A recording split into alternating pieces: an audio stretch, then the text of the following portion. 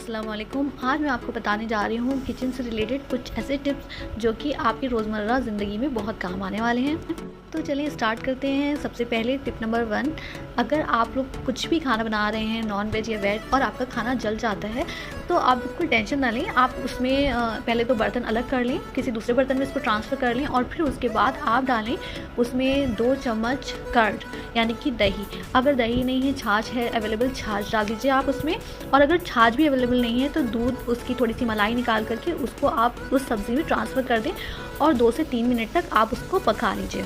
उसके बाद 2-3 मिनट में देखिएगा आपके खाने में जले की बिल्कुल भी स्मेल नहीं आएगी और खाना और भी टेस्टी हो जाएगा।